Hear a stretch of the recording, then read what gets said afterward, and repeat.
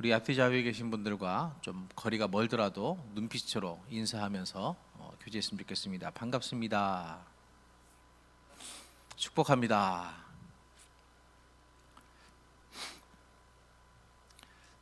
사람 마음이 참 간사하죠. 자기가 누리는 것은 당연하게 생각을 합니다. 사실 더 정확하게 말하면 당연하게 생각한다라기보다는 내가 뭘 누리고 있는지를 모릅니다.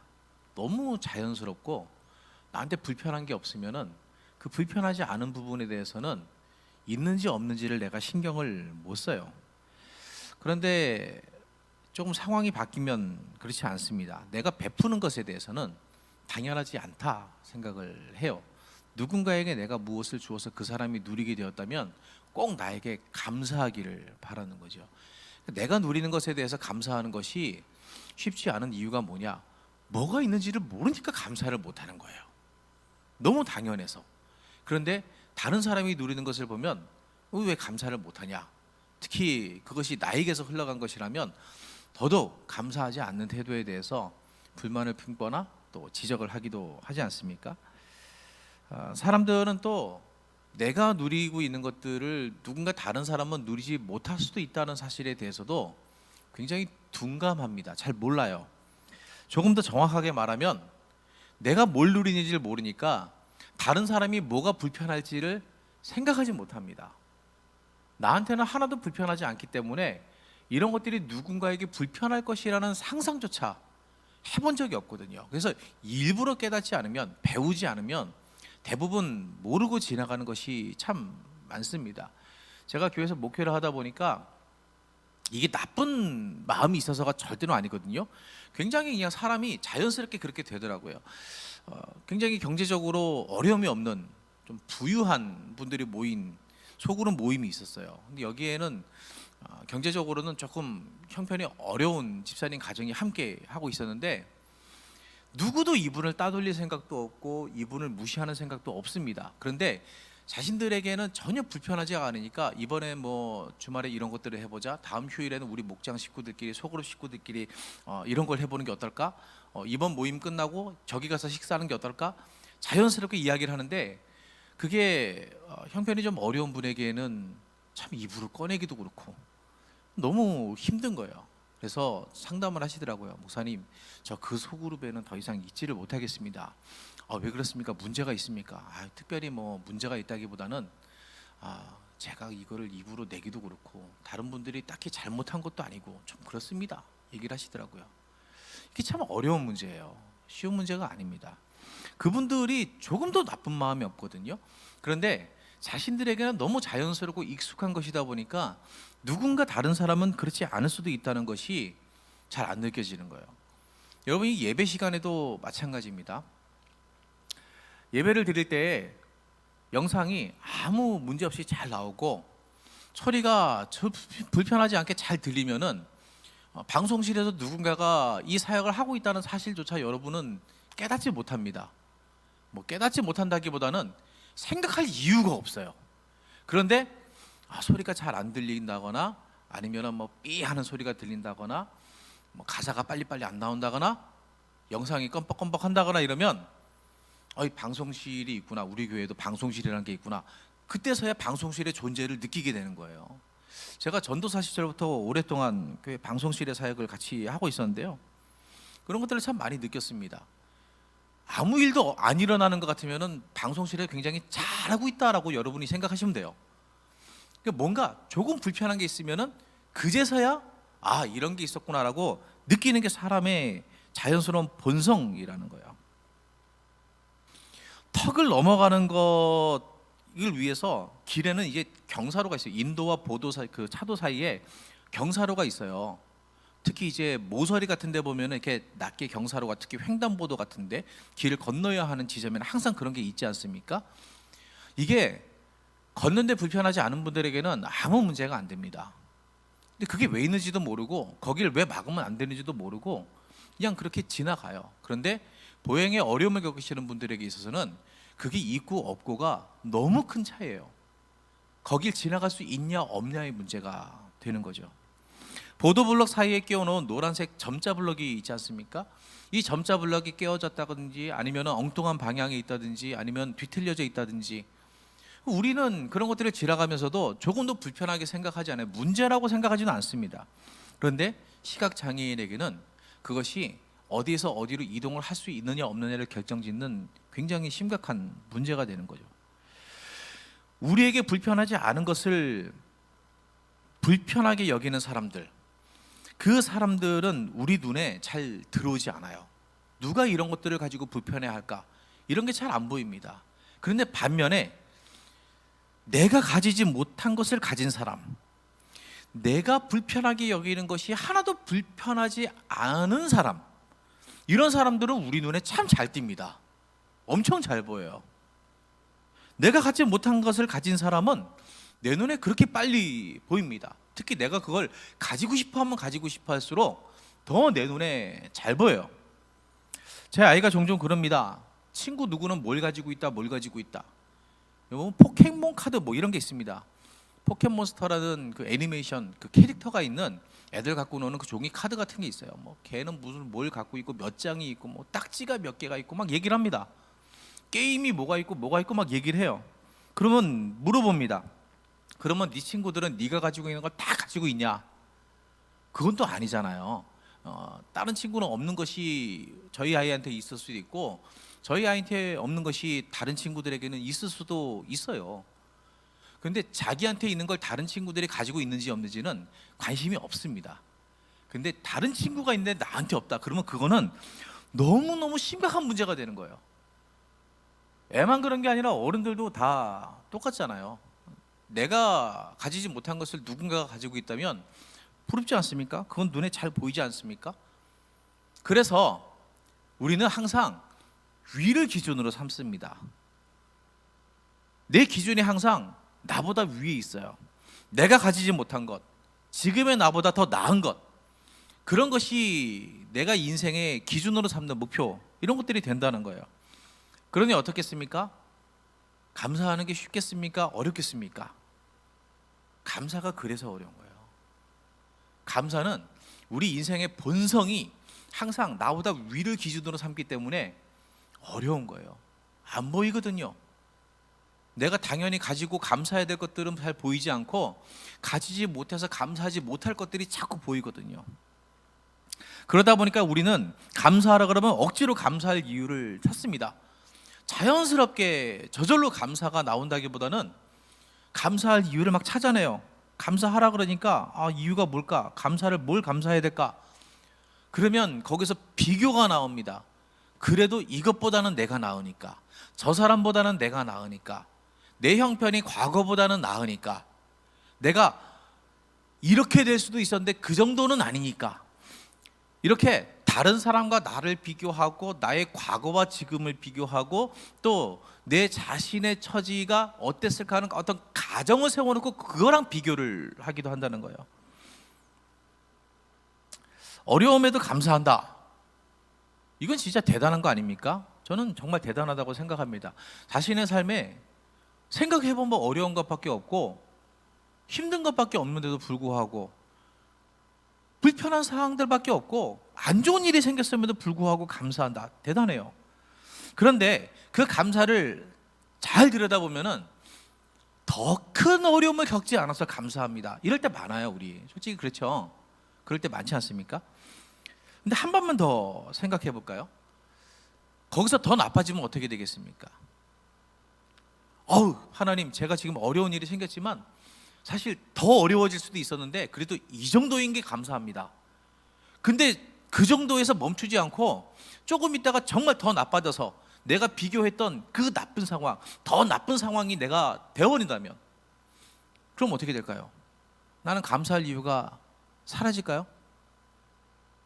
그래서 사실 우리의 감사가 어떻게 보면은 대단한 면이 분명히 있지만 그 정도로 감사하는 것도 대단하긴 하지만 한편으로 아쉬운 것은 그런 감사라는 것은 항상 제한적이고 유동적이라는 거예요.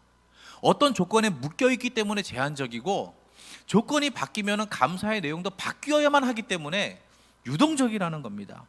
그 감사가 상황의 변화와 상관없이 항상 고정된 감사가 아니라는 거예요. 물론 지금 가진 것을 당연하게 생각하지 않고 비록 어려움이 있음에도 불구하고 거기서 감사할 이유를 찾는다는 것, 그것은 굉장히 훌륭합니다. 이런 감사만 하더라도 정말 칭찬할 만합니다. 그러나 우리의 감사는 거기서 멈춰서는 안 된다는 거예요. 제가 지금 말씀을 드리고 싶은 것은 그런 감사 안 좋아요, 나빠요, 그런 식으로 감사하지 마세요 라는 것이 아니라, 그 감사는 정말 훌륭합니다. 하지만 우리의 감사는 한 걸음 더 앞으로 나가야 합니다. 이런 이야기를 여러분과 좀 나누고 싶습니다. 바울은 감사의 아이콘입니다.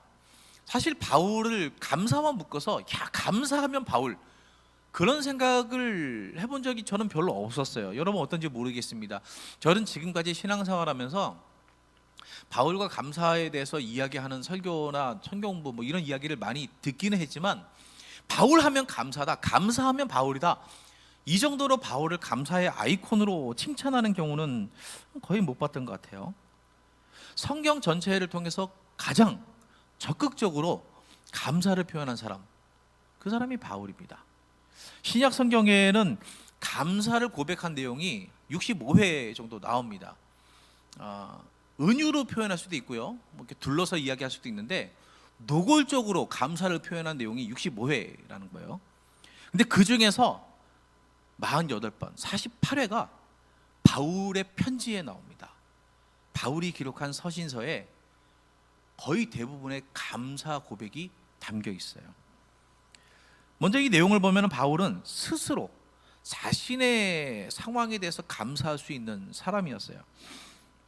그 중에서 몇 군데만 볼까요? 로마서 1장 8절, 먼저 내가 예수 그리스도로 말미암아 너희 모든 사람에 관하여 내 하나님께 감사함은 너희 믿음이 온 세상에 전파됨이로다.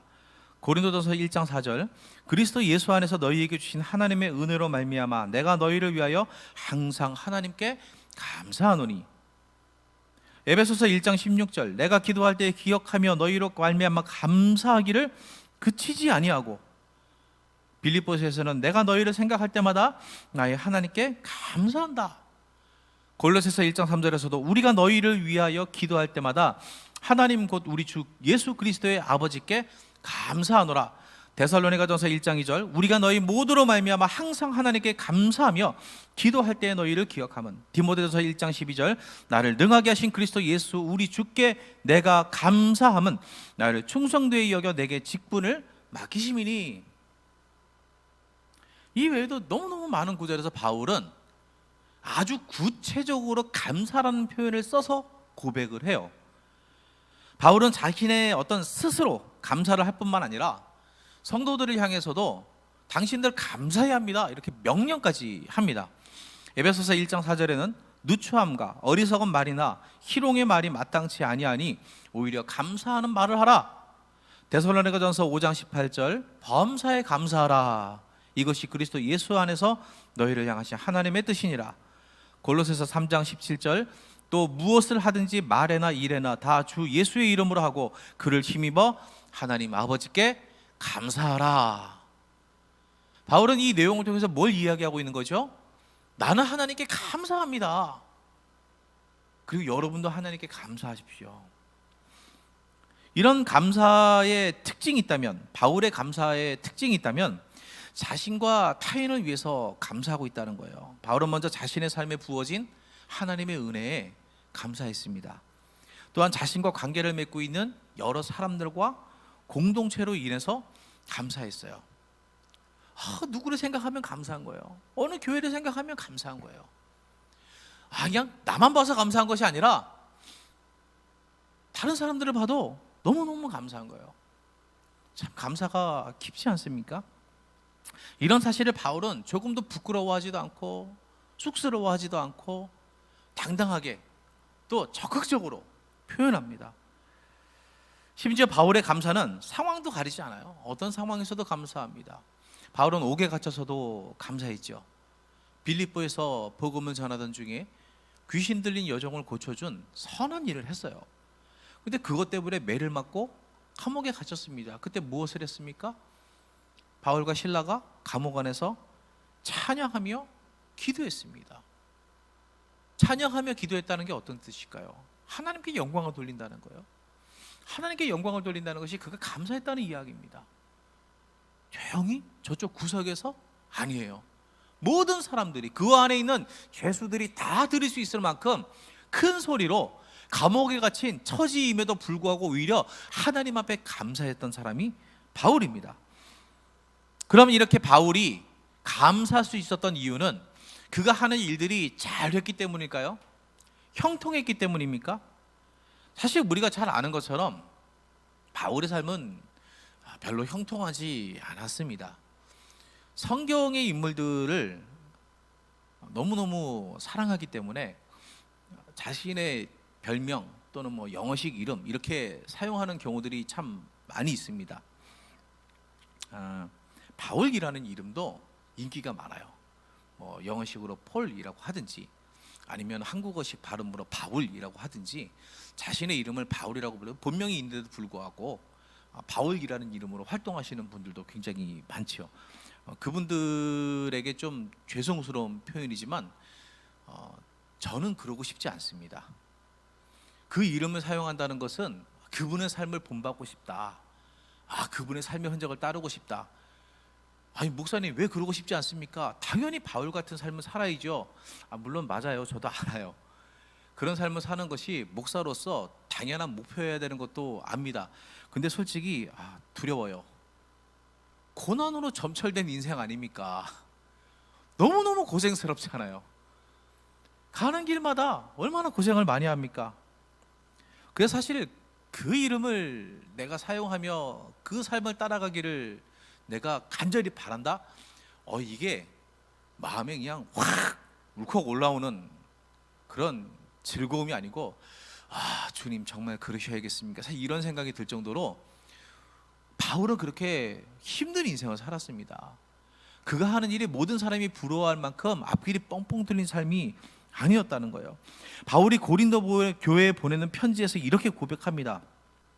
내가 수고를 넘치도록 하고 옥에 갇히기도 더 많이 하고 매도 수없이 맞고 여러 번 죽을 뻔했으니 유대인들에게 40에서 하나 감한매를 5번 맞았으며 3번 태장으로 맞고 1번 돌로 맞고 3번 파선하고 일주야를 깊은 바다에서 지냈으며 여러 번 여행하면서 강의 위험과 강도의 위험과 동족의 위험과 이방인의 위험과 시내의 위험과 광야의 위험과 바다의 위험과 거짓 형제 중의 위험을 당하고 또 수고하며 애쓰고 여러 번 자지 못하고 줄이며 목마르고 여러 번 굶고 춥고 헐벗어노라. 이게 바울의 인생이에요. 이게 바울의 인생. 목회자들이 가는 길을 보면서 우리 성도님들께서 참 목회자들을 많이 사랑해 주시지 않습니까? 저한테 어느 권사님이 예전에 그러셨어요. 목사님, 목사님들은 너무너무 좋으시겠어요. 매일 출근해서 주님의 일을 하시고 하나님께서 정말 날마다 복을 부어주시잖아요. 권사님 정말 좋죠. 권사님 아들도 목사 될 줄을 믿습니다. 근데 그분이 화를 내셨어요. 그 좋은 걸 왜 저만 하고 그분의 아들은 하지 말라고 이야기를 하겠습니까? 바울이 어떤 아름다운 인생을 살았는지 우리 다 알아요. 우리가 바울을 본받아야 되는 것도 알고 하나님 안에 있었던 바울의 삶을 우리가 다 알기 때문에 그 삶이 얼마나 귀한지 우리 모두의 본이 된다는 것을 압니다. 그럼에도 불구하고 보세요. 고린도교회에 보내는 이 편지에 나와 있는 이 바울의 고백, 누가 이런 삶을 살고 싶습니까? 하나님이 복을 주시니 저는 매를 맞아도 좋습니다. 저는 강의 위험, 바다의 위험, 강도의 위험, 광야의 위험 다 괜찮습니다. 저는 못 자도 괜찮습니다. 못 먹어도 괜찮습니다. 추워도 괜찮습니다. 헐벗어도 괜찮습니다. 하나님이 복을 주시니까요. 이게 자연스럽게 나오는 사람이 얼마나 되겠습니까? 주님, 복을 주시려면 하나님의 복 말고 세상의 복도 같이 주시죠. 솔직히 우리는 이런 마음이잖아요. 바울은 그런 삶을 살지 않았습니다. 참 힘들어요. 사도행전은 어떤 면에서 바울이 당한 고난의 기록이라고 할 수 있을 것 같아요. 그냥 장마다 넘겨보면은 바울이 이번에는 어떤 고난을 당했나, 그걸 기록하기 위해서 꼭 사도행전을 쓴 것처럼 느껴질 정도로 사도행전 전체를 통해서 바울은 고난당하는 모습을 보여줍니다. 9장에서는 예루살렘에서 유대인들이 죽이려고 했죠. 13장에서는 비시디아 안디옥에서 논쟁, 비방, 유대인들의 선동으로 쫓겨났죠. 14장에서는 이고니온에서 유대인들의 선동을 받아서 모함을 받아서 돌로 치려고 하니까 급하게 도망을 쳤죠. 14장에서는 안디옥과 이고니온에서 유대인들이 루스드라까지 쫓아왔어요. 루스드라까지. 그래서 바울을 돌로 쳐서 이번에는 아예 맞아서 기절했습니다. 16장에서는 아까 말씀드린 대로 귀신 들린 여종을 고쳐줬다가 매를 맞고 감옥에 갇히기도 했습니다. 17장에서는 데살로니가에서 유대인들이 불량배를 동원해서 습격하는 바람에 숨어야 했습니다. 17장에서는 데살로니가 유대인들이 베레아까지 쫓아와서 바울을 죽이려고 했어요. 18장에서는 고린도에서 유대인들이 바울을 갈리오 총독의 법정에 고소하는 일이 벌어졌습니다. 19장에서는 에베소에서 유대인들의 비방을 당하고 은장색 직공들도 밀란을 일으킬 정도로 큰 소동을 겪었습니다. 21장부터 23장 사이에 보면은 헬라인을 성전에 들였다는 오해를 사는 바람에 유대인들에게 매를 맞기도 했습니다. 심지어 그 와중에 40명의 유대인 결사단은 우리가 바울을 죽이기 전에는 먹지도 자지도 않겠다, 마시지도 않겠다, 이런 이야기까지 했습니다. 여러분, 나를 죽이겠다고 누가 먹지도 마시지도 않겠다, 40명이 그렇게 결단하고 있다면 얼마나 속상하겠습니까? 24장에서는 벨릭스와 베수도 총독의 재판정에 섰습니다. 27장에서는 바울이 타고 가던 배가 파손해가지고 그곳에 있던 군인들이 다른 죄수들과 함께 도망치지 못하도록 죽입시다, 그래서 죽을 뻔했어요. 28장에서는 로마에서 가택연금을 당하고 재판을 받고, 이 사도행전에 다 기록되지 않았습니다만 결국 바울은 그 뒤에 순교했습니다. 사도행전 전체가 마치 바울의 고난을 기록하고 있는 것 같지 않습니까? 게다가 바울의 이 고난이 누구 때문에 이렇게 된 겁니까? 솔직히 이거 예수님 때문이거든요. 예수님이 다메섹으로 가는 길에서 바울을 만나지만 않으셨어도 바울은 잘 나가는 유대인 스승이 됐을 겁니다. 유대의 종교 지도자로, 차세들을 이끌어가 종교 지도자로 촉망받으면서 유대 사회에서 명망을 쌓아갔을 거예요. 그런데 예수님 믿고 나서 바울은 그 잘 나가던 인생이 고난의 인생으로 바뀌어 버렸습니다. 유대인 최고의 스승에서 배운 고학력 엘리트요, 기독교의 박해자로서 유대 종교 지도자들의 찬사를 받던 이 바울이 예수님을 만나고 나니까 극심한 고통을 당하고 가는 곳마다 어려움을 겪고 매를 맞아서 죽을 뻔하기도 하고, 얼마나 두려웠는지 내가 떨린다라고 고백을 하기도 하고. 저는 이 성경을 읽어보면은 바울도 굉장한 우울증이 있었을 것 같다, 그런 생각이 들어요. 성경에 굉장한 고난을 당한 사람들, 다윗 같은 사람들, 다윗의 시편을 보세요. 우울증 증세가 좀 보이지 않습니까? 그 정도로 마음이 힘든 거예요. 그 정도로. 여러분, 헌신적인 목회자, 정말 주님을 위해서 삶을 다 드린 것 같은 그런 목회자, 그러면 얼마나 그 삶이 항상 기쁠까? 그게 틀리지 않을 거라고 생각합니다만 때로는 오해일 수도 있습니다. 주님을 위해서 헌신할수록, 교회를 위해서 헌신할수록 때로는 그 안에서 상처를 많이 받기도 해요. 아프기도 합니다. 그 아픔도 다 주님을 위한 것이기 때문에 하나님께 영광을 돌리고 하나님께서 채우실 은혜를 바라보면서 인내하는 거잖아요. 바울이 그런 삶을 살았거든요. 고난이 없어서가 아니라, 그런 고난이 다가온다 하더라도 나는 주님이 계시니까 하나도 안 힘들어 이랬던 것이 아니라 다 힘들어요. 바울도 힘들어요. 너무나 힘들지만, 고통스럽지만 그것이 주님의 길이고, 그것이 주님께서 자신에게 허락하신 길이고, 그것이 진정한 은혜임을 알았기 때문에 인내하고 견뎌내는 겁니다. 세상에서 비록 이런 고난이 다가온다 할지라도 주님이 내게 주신 놀라운 은혜에 비하면 이 고난은 아무것도 아니다, 감당해낼 수 있다. 그래서 감당해내는 거예요. 그냥 끄떡도 하지 않는 것이 아니라 온 힘을 다해서 그 고난과 맞서 싸우면서 주님 위해 살겠다고 그렇게 감당해 내는 삶이었던 것입니다.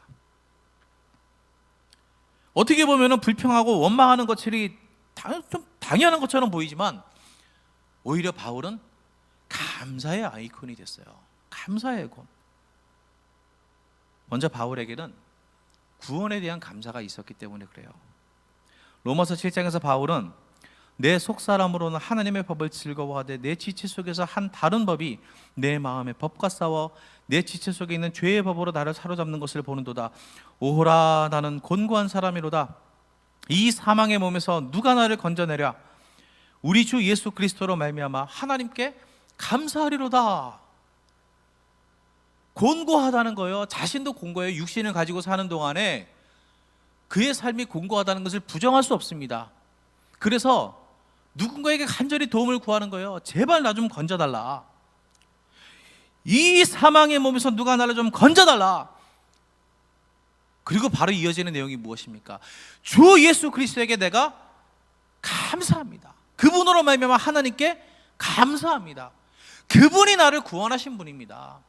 이 죄와 사망의 몸, 곤고한 몸에서도 내 영혼이 살아 숨쉴 수 있도록 나를 구원하신 분이 예수 그리스도이시기 때문에 그분을 표현해 주신 하나님께 내가 감사합니다. 그 사망의 몸에서 건져주신 예수 그리스도의 공로를 생각하니까 감사할 수밖에 없는 거예요. 둘째로 바울은 사명에 감사했습니다. 이건 어떻게 보면은 감사의 조건처럼 보이지 않죠. 어떨 때는 우리는 사명을 좀 이제 안 주셨으면 하기도 하지 않습니까? 어떤 분들은 그러시더라고요. 하나님은 은혜를 나한테 딱 요만큼만 주셨으면 좋겠다. 더 큰 은혜를 받기 싫어요. 은혜 받으면은 하나님 앞에 충성하고 헌신해야 될까 봐 굉장히 두려워하시는 분들이 있더라고요. 그래서 그만큼 사실 사명을 받는다는 것이 모든 사람에게 그렇게 기쁘고 즐겁고 팔팔 뛸 일은 아닐 수도 있습니다. 하지만 이것이 감사인 것은 그 사명을 감당해 본 사람들이 아는 거예요. 감당해 본 사람들이. 바울의 고백을 들어볼까요? 나를 능하게 하신 그리스도 예수 우리 주께 내가 감사함은 나를 충성되이 여겨 내게 직분을 맡기심이니 내가 전에는 비방자요 박해자요 폭행자였으나 도리어 긍휼을 입은 것은 내가 믿지 아니할 때에 알지 못하고 행하였습니다. 우리 주의 은혜가 그리스도 예수 안에 있는 믿음과 사랑과 함께 넘치도록 풍성하였도다. 믿보다 모든 사람이 받을 만한 이 말이여 그리스도 예수께서 죄인을 구원하시려고 세상에 임하셨다 하였도다. 죄인 중에 내가 괴순이라. 자격이 없어요. 박해자였어요. 충성되지 못한 사람이었습니다. 엉뚱한 방향의 충성을 가진 사람이었어요. 그런데도 그런 바울 자신을 주님께서 충성되다고 여겨주셨다는 거죠. 주님의 이름을 박해했던 사람을 오히려 주님의 이름을 전하는 도구로 사명을 맡기셨다. 이 직분을 맡기셨다. 여러분, 이게 얼마나 귀한지는 감당해 본 사람이 아니고는 알 수가 없습니다. 세 번째, 바울에게는 분명한 목표의식이 있었기 때문이에요. 빌립보서 3장 8절에서 14절 우리가 읽은 이 말씀 하면서 이 말씀 앞에 나오는 이 말씀을 보면은 바울이 이렇게 고백을 합니다. 또한 모든 것을 해로 여김은 내 주 그리스도 예수를 아는 지식이 가장 고상하기 때문이라.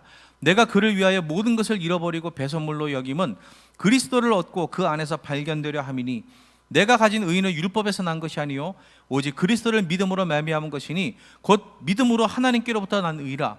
내가 그리스도와 그 부활의 권능과 그 고난에 참여함을 알고자 하여 그의 죽으심을 본받아 어떻게 해서든지 죽은 자 가운데서 부활에 이르려 하노니 내가 이미 얻었다 함도 아니요 온전히 이루었다 함도 아니라 오직 내가 그리스도 예수께 잡힌 바 된 그것을 잡으려고 달려가노라. 형제들아, 나는 아직 내가 잡은 줄로 여기지 아니하고 오직 한 일, 즉 뒤에 있는 것은 잊어버리고 앞에 있는 것을 잡으려고 표대를 향하여 그리스도 예수 안에서 하나님이 위에서 부르신 부름의 상을 위하여 달려가노라. 여기선 바울이 감사한다 이런 표현을 구체적으로 하진 않습니다만 바울의 감사의 이유가 여기 담겨 있어요. 그에게는 인생에 목표가 있었기 때문입니다. 예수님 안에서 분명한 인생의 목표를 가지고 있으면은 지금 내가 무엇을 가지고 있냐 그렇지 않냐는 그렇게 중요해지지가 않아요. 지금의 내 처지가 핵심이 아니게 됩니다. 다른 것을 목표로 삼는다면 지금 내 처지가 제일 중요할 수도 있어요. 하지만 예수 그리스도 안에 있는 인생의 목표가 분명해지면 이제는 지금 내가 가진 것이 중요한 게 아닌 거죠. 그 목표가 사라지지 않는 것이, 내가 가야 할 인생의 목표가 여전히 있다는 것이, 그 목표가 흔들리지 않는다는 것이, 그 목표가 여기 갔다 저기 갔다 하지 않고 항상 그 자리에 그대로 있다는 것이 내게 감사의 이유가 되는 거예요. 세상을 살아가는 많은 사람들이 왜 그렇게 불평하고 원망하고 왜 그렇게 자신의 삶을 저주하고 비관합니까? 목표가 올바르지 않아서 그래요. 분명하고 뚜렷한 목표가 앞에 보이면은 그 목표를 향해서 올곧게 갈 수 있는데 그 목표가 없어요. 인생의 목표를 가지고 있다 하더라도 그 인생의 목표가 영원히 변치 않는 그리스도 예수 안에 있는 목표가 아니라 이 세상에 있는 목표이기 때문에 세상의 시류에 따라서, 세상의 어떠함에 따라서 이리저리 흔들리는 거예요. 분명히 저기 있는 목표를 보고 내가 달려가고 있었는데 아니 어느 순간 보니까 내 목표가 사라져 버렸어요. 어디 갔습니까? 자꾸 찾다 보니까 저쪽에 내 목표가 있는 것 같아요. 또 그쪽으로 열심히 달려갑니다. 가다 보면 또 내 목표가 없어져요. 내가 도대체 어디로 가야 하는가? 저 목표를 이루기 위해서 나는 무엇을 해야 되는가? 갈피를 잡을 수가 없어요. 그러다 보니까 불만이 생기고 비관하게 되고, 그러나 예수 그리스도 안에서의 인생의 목표가 분명한 사람은 그 목표 때문에 감사하게 됩니다. 내게 여전히 목표가 있음이 감사라는 거예요. 그 목표가 흔들리지 않기 때문에 나의 감사도 흔들리지가 않습니다. 이렇게 바울의 감사는 소유, 무엇을 가지고 있는 것에 근거한 감사가 아니었다는 거예요. 본문에서 바울은 빌립보 교회에 이렇게 이야기합니다. 나는 당신들에게 바라는 게 없습니다. 바울이 빌립보 교회에 이런저런 이야기들을 해요. 내가 이런 어려움도 있고 저런 어려움도 있고. 사실 대부분 우리가 이런 이야기를 할 때는 그래서 나 좀 도와줬으면 좋겠는데, 그런 뜻을 좀 품고 있지 않습니까? 얼마 전에 어느 예능 프로그램을 보니까 출연자들에게 갑자기 김장을 시킨 거예요. 김장해서 고마운 사람들에게 나눠주는 어떤 그런 프로젝트를 하더라고요. 근데 너무 양이 많으니까 그리고 출연자 중에 한 사람이 계속 제작진이 있는 쪽을 이렇게 바라보면서 이게 양념이 있으면 참 빨리 할 텐데, 양념이 있으면 참 빨리 할 텐데 라고 이야기를 합니다. 무슨 뜻이겠어요? 양념을 좀 가져다 줬으면 좋겠다, 그런 마음을 품고 있는 거잖아요.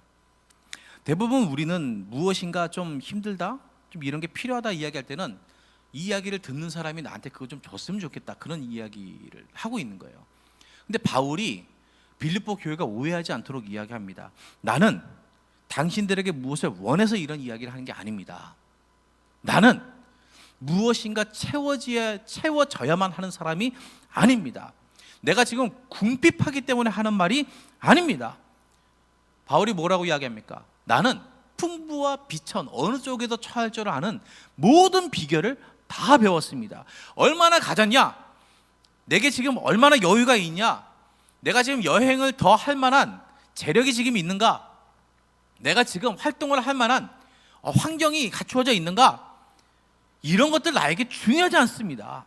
조금도 중요하지 않습니다. 그럼 바울은 뭘 중요하게 여겼습니까? 나는 지금 내게 능력 주시는 자 안에 있다는 것이 가장 중요합니다. 이게 목표 때문이에요. 바울의 인생의 목표는 세상에 있는 게 아니었어요. 얼마나 많은 교회를 개척하느냐, 이게 바울의 목표가 아닙니다. 얼마나 많은 성도를 모으느냐, 이게 바울의 전도 목표가 아니에요. 주님이 가라시는 곳까지 가고 주님이 하라시는 것은 다 한다. 내 인생 전체를 주님께 드리고 주님 위해서 살고 주님 위해서 죽겠다. 이게 바울의 목표입니다.